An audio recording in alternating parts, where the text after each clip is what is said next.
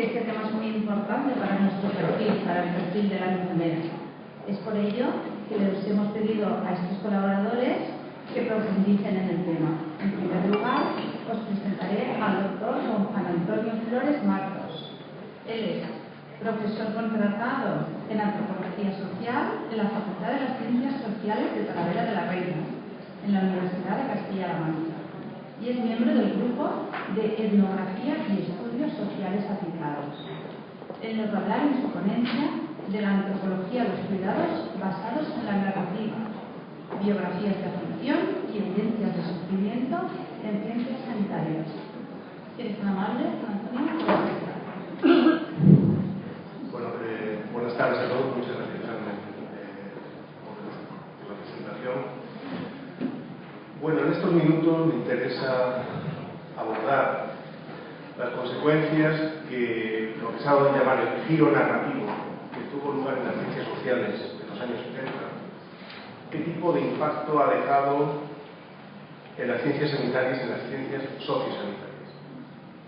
Decía un antropólogo médico de Harvard, Byron Wood, la enfermedad no es algo que acontece en el cuerpo, sino en la vida.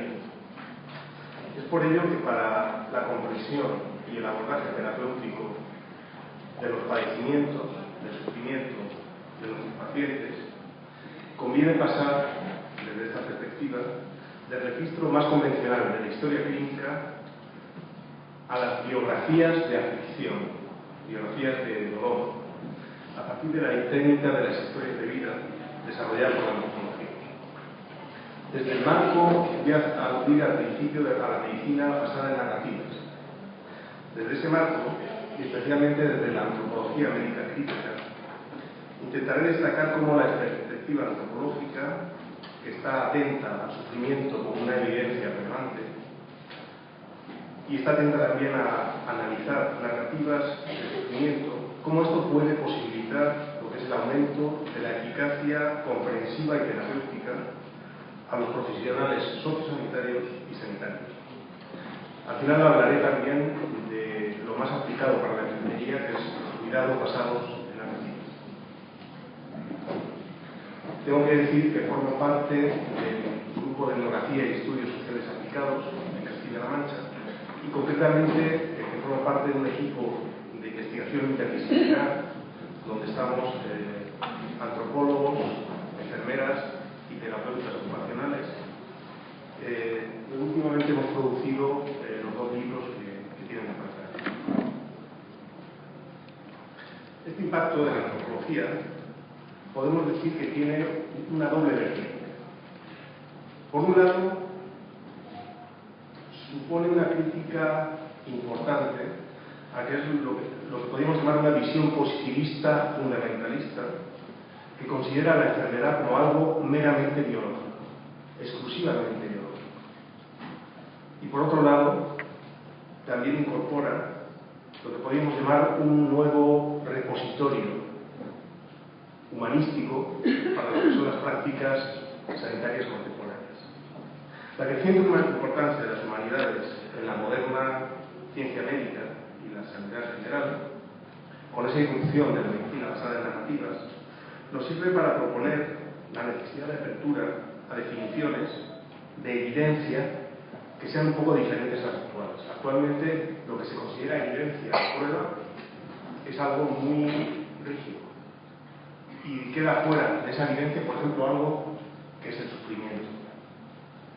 Ofreceré al final una reflexión sobre un breve estudio de caso centrado en el trastorno por déficit de atención y hiperactividad, TDAH. Bueno, la medicina basada en la evidencia, el autor de referencia es Sackett. Él escribía en 1996 lo siguiente para definirla. La definía como la capacidad para acceder a la evidencia científica creciente, evaluar críticamente su validez y utilidad e incorporarla dentro de su práctica clínica. Este mismo autor, Sackett, 5 años después, escribía lo siguiente: he decidido nunca más escribir cualquier cosa relacionada con la medicina basada en la evidencia. Hay muchos más expertos de lo que sería saludable. Retardan el avance de la ciencia y provocan daño en los más jóvenes al adueñarse de la verdad. Este es el paradigma y modelo hegemónico que sigue dominando en las disciplinas sanitarias hasta la actualidad, incluso, desde mi humilde opinión, el que sigue influyendo en que la enfermería basada en la evidencia sea el paradigma hegemónico en su disciplina. En los últimos años, dentro de la biomedicina y desarrollado por médicos, ha emergido un paradigma alternativo que pretende ser complementario a esa medicina basada en la evidencia, que pretende rellenar lagunas que deja esa medicina basada en la evidencia.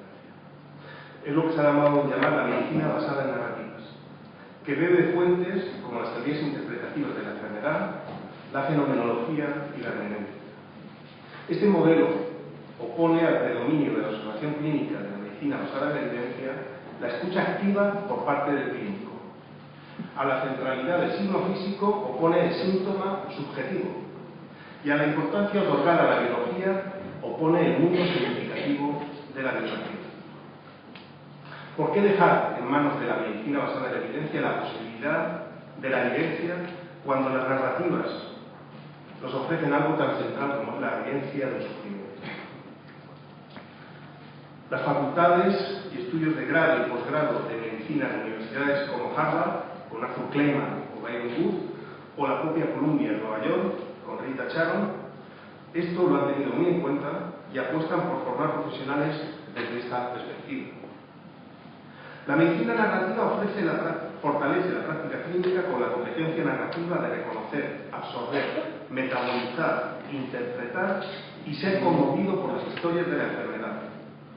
A través de la formación narrativa, el programa de medicina narrativa ayuda a los médicos, enfermeras, trabajadores sociales y terapeutas para mejorar la eficacia de la atención mediante el desarrollo de la capacidad de atención, la reflexión, la representación y la afiliación con pacientes y colegas. Es un fragmento que cito de la web del Máster de Medicina Narrativa de Columbia. Uno de los antropólogos médicos más interesantes de este país, él trabaja en la Universidad Rovira i Virgili de Tarragona, Ángel Martínez Hernández, definía así la medicina basada en narrativas, señalando ese carácter necesariamente complementario de lo que es el modelo basado en la evidencia. Decía, la medicina basada en narrativas es una tentativa creada al interior del modelo médico para humanizar la práctica casi veterinaria que ha supuesto la implementación y expansión de la medicina basada en evidencias o pruebas. Es complementaria, no excluyente, insiste, del modelo autopresentado como el único científico de la medicina basada en la evidencia. Dentro de este paradigma, la autora de referencia es Trista Greenhalgh, con un artículo que publicó en el British Medical Journal, y estas narrativas estudiadas consisten en la representación de la enfermedad, en la experiencia, y recalco el término experiencia, del que sufre esa enfermedad, la experiencia social de lo vivido como humano. Bueno, planteo en esta tabla muy simplista lo que es una forma de ver las diferentes cuestiones de un modelo, el hegemónico, el dominante, la medicina basada en la evidencia, y otro modelo que es el complementario, la medicina basada en las narrativas. Para el modelo de la izquierda, sí, su izquierda también, el enfermo es un promedio estadístico. En el otro caso, el enfermo sería una persona, un sujeto irrepetible. El objetivo para el modelo basado en la evidencia sería la enfermedad, lo biológico. El síntoma sería algo medible objetivamente. Para el otro modelo, el objetivo sería el sufrimiento invisible que se visibiliza en la biografía de la persona. Y el síntoma sería una subjetividad doliente. Para el modelo basado en la evidencia, el enfermo sería un caso. Para el otro modelo, el enfermo sería una historia de vida. El modelo basado en la evidencia es un modelo científico, más positivista, más aséptico, más impersonal. El otro modelo es un modelo explicativo. Se trataría de buscar y aportar una búsqueda del sentido del sufrimiento.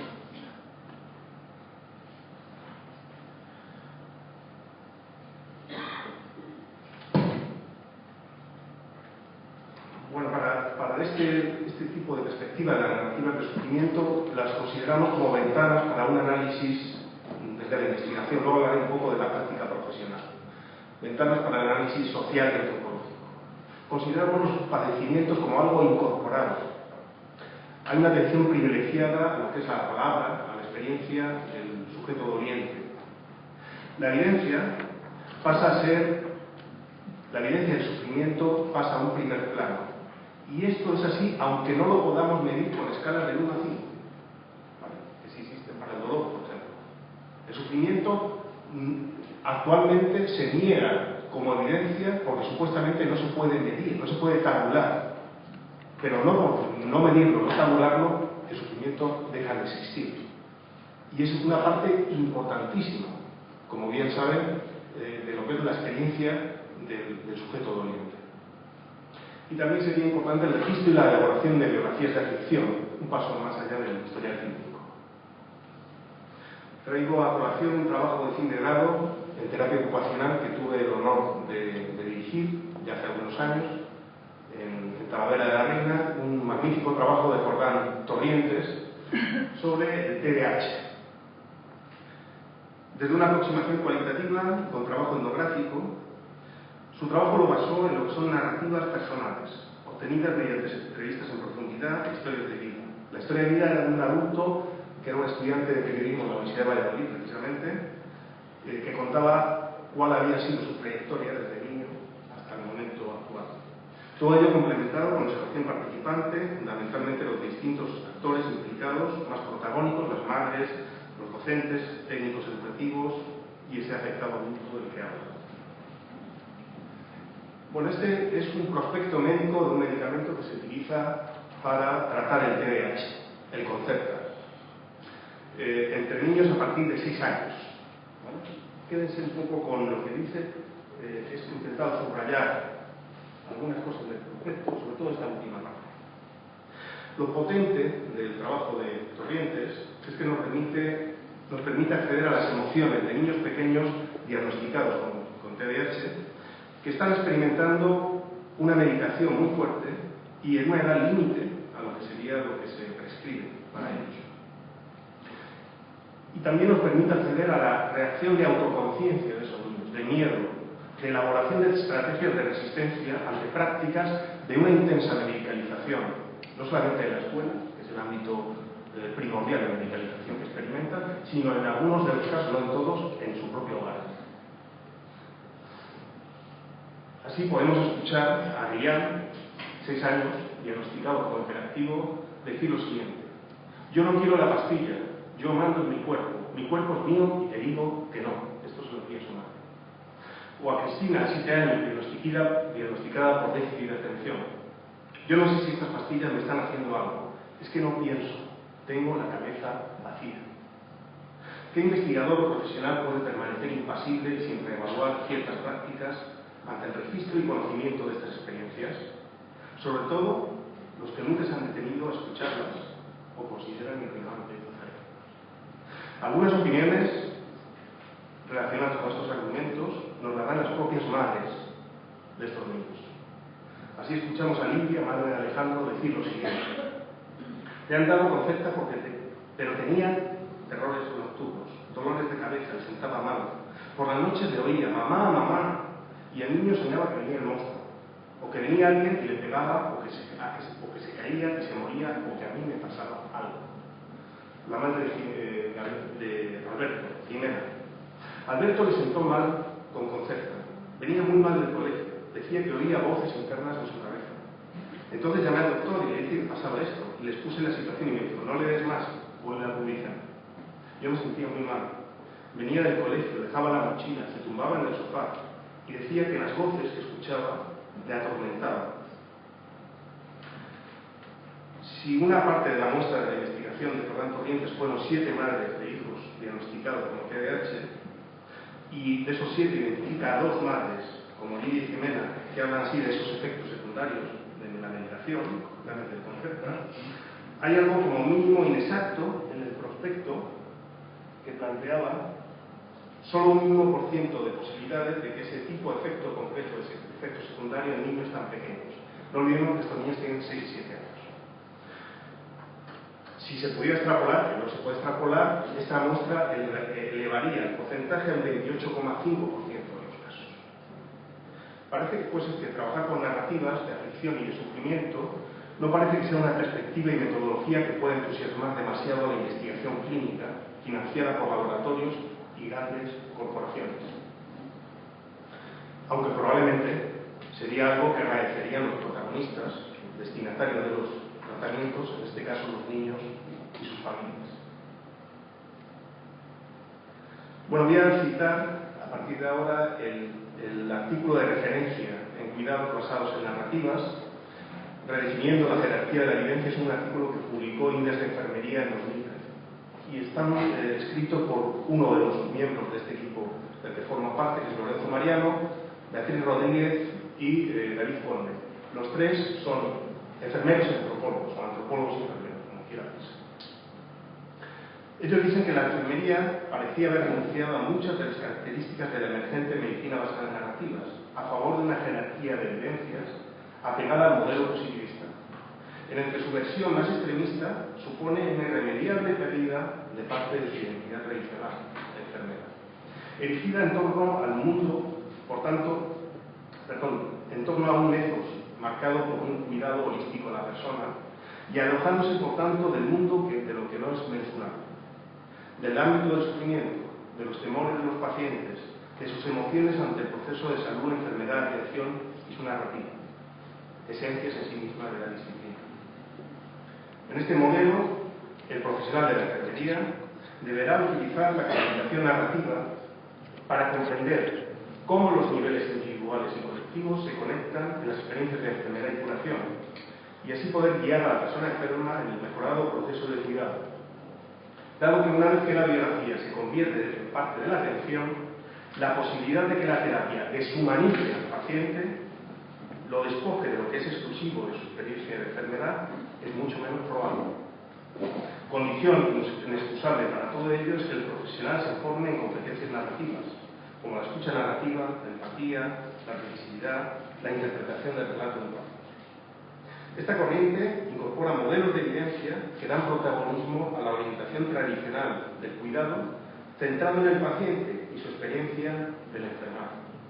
Plantea una redefinición y una rejerarquización de la evidencia, de modo complementario a la enfermería basada en la evidencia. Esta perspectiva supone una vuelta a las raíces de la propia tradición de la enfermería, así como un reencuentro con unos cuidados orientados hacia el paciente y a su experiencia de enfermar que le devuelven a la disciplina a sí misma. Ya la propia Virginia Henderson defendió en sus inicios la comprensión y la empatía como medio para poder desarrollar las funciones propias de la enfermería. La narrativa de ese paciente se convierte así en una forma privilegiada para dar voz al que sufre, fomentando la relación empática tal como defienden Almanza y Flores. Escuchar las narrativas, padecimientos de los enfermos y sus familiares implica convertirse en testigo empático del sufrimiento y construir una relación de cuidado que permita la colaboración entre los pacientes, sus familiares y los servicios de salud a través del tiempo. La narrativa, continúan estos autores, la narrativa se alza aquí como una herramienta muy útil en la relación de ayuda, ya que proporciona un significado a las experiencias del paciente, permitiéndole hacer uso de su proceso patológico y facilitando, por lo tanto, su implicación en los cuidados y la adherencia terapéutica. Para acabar ya, lo que se demuestra, por tanto, es cómo un paradigma emergente no es más que la constatación de la potencia de ese tradicional ética enfermera, ese tradicional ethos enfermero de los cuidados enfermeros, en los que la empatía, la individualización y la humanización de la asistencia eran una parte y son una parte inherente. En ocasiones planteo que una vuelta a las raíces puede suponer el mejor avance y la mejor apuesta de futuro sin perder la identidad profesional. Muchas gracias.